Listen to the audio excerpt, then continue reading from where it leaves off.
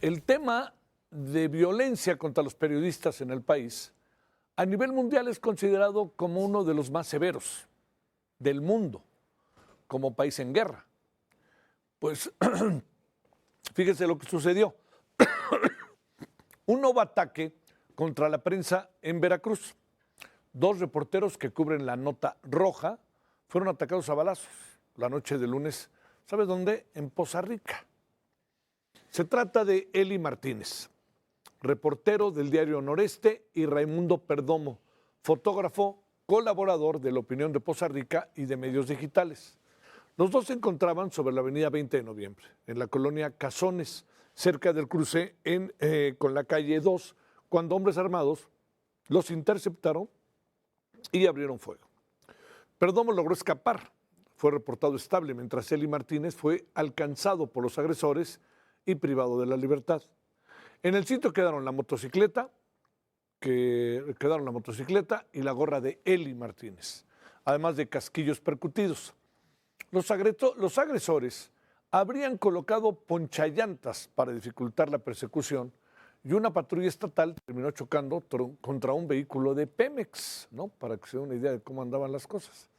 El ataque ocurrió frente a una gasolinera con cámaras de seguridad cuyas grabaciones forman parte, por ahora, ¿no?, de las pistas para la investigación. Tras casi 12 horas de incertidumbre, Eli Martínez fue localizado con vida este martes. El reportero quedó bajo resguardo de la Policía Ministerial y fue trasladado para rendir declaración ante la Fiscalía del Estado de Veracruz. Eso fue lo que pasó en las últimas horas.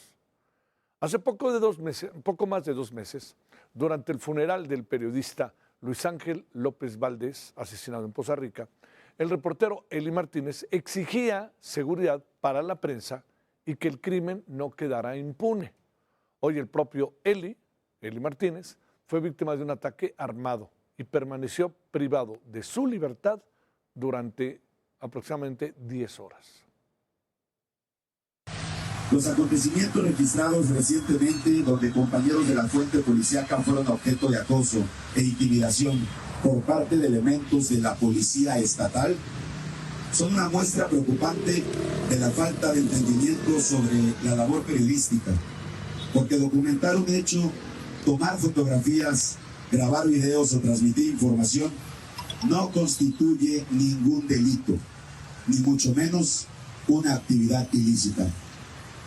Resulta inaceptable que aún portando identificaciones oficiales, gafetes de medios de comunicación y acreditaciones periodísticas, compañeros sigan siendo señalados, cuestionados o tratados como presuntos delincuentes por servidores públicos cuya obligación es garantizar el orden y proteger a la ciudadanía.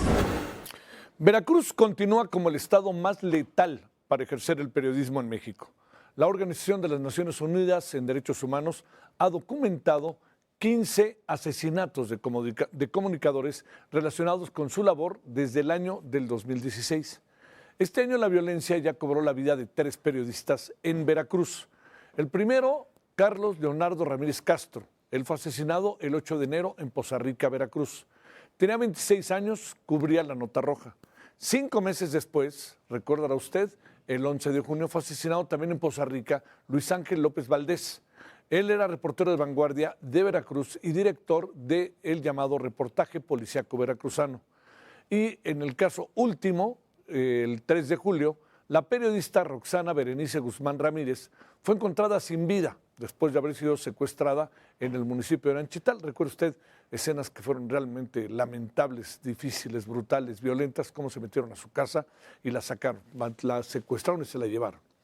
La ONU Derechos Humanos alerta que estos crímenes reflejan los riesgos que enfrentan quienes ejercen el periodismo en Veracruz. El organismo urge a fortalecer las medidas de protección y sobre todo a combatir la impunidad que permite que estos ataques se estén repitiendo. Bueno, ¿cómo se ve desde la perspectiva del gobierno este asunto, ¿no? La gobernadora de Veracruz, Rocío Nale, respaldó la creación de un padrón de periodistas para, según dijo, poner orden y evitar supuestos excesos, difamaciones o manipulaciones.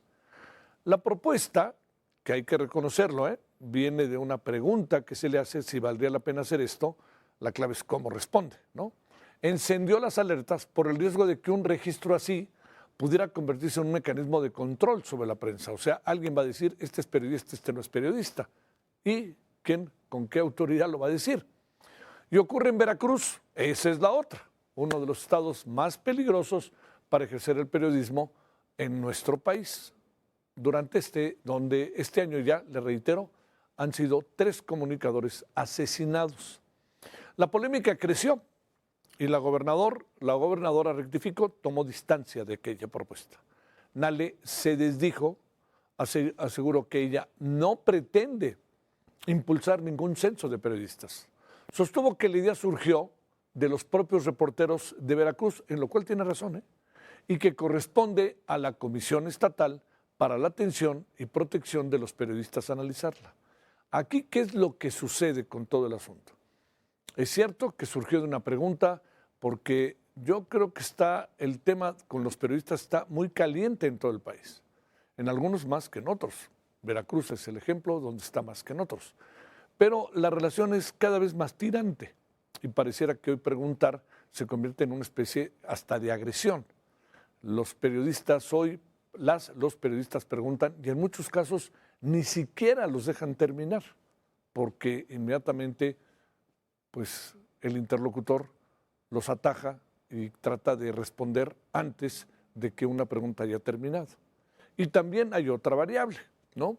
Hay periodistas pues que son empáticos, presumo yo, de los gobiernos y entonces pues lanzan varias o largas alocuciones para luego pues lo único que tengan por respuesta es pues sí, claro que sí, ¿no? Ya no hay posibilidad ni de razonamiento ni de cosa parecida. Lo único que sí queda claro es que nuestro país, desde hace tiempo, es un país en donde el ejercicio del periodismo es cada vez más difícil y se acerca a un conjunto de circunstancias violentas en las cuales los periodistas no tienen salida.